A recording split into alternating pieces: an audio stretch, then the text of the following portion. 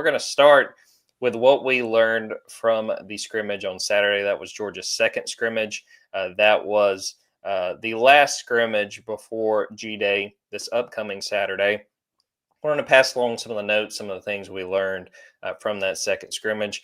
By all accounts, Gunnar Stockton had a really productive day. I was told that he had 4 touchdowns in that scrimmage and that he played really well. Hit Colby Young for a big touchdown to start the scrimmage.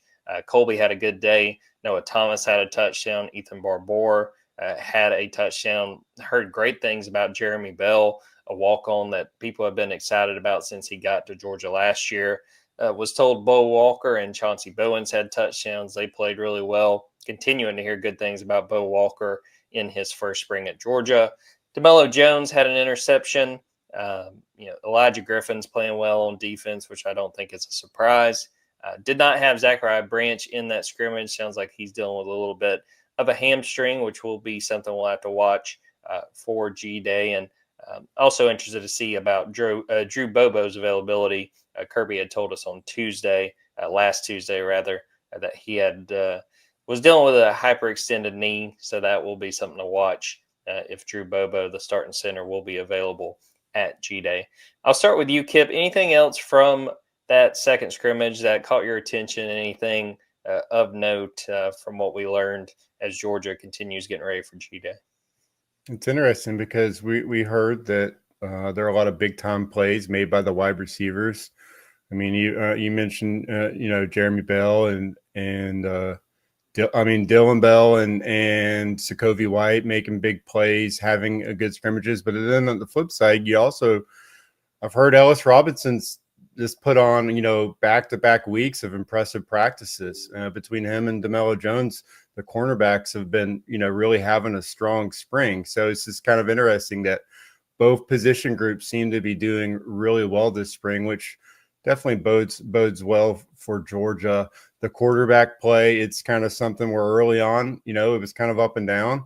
Now we're hearing Gunnar Stockton and Ryan Puglisi are both just having a great spring. I think that's normal.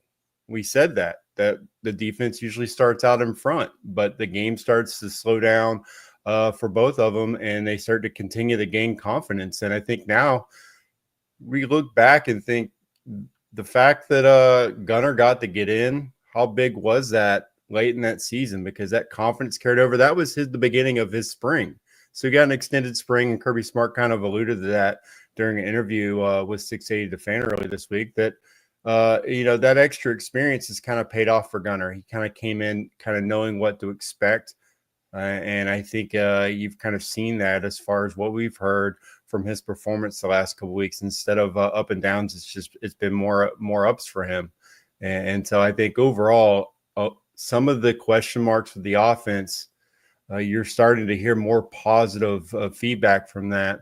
And we always talk caution in the spring. If any part of the team is doing well, you instantly get the fear from the fans that the opposite group, oh, great, the defense is cooked.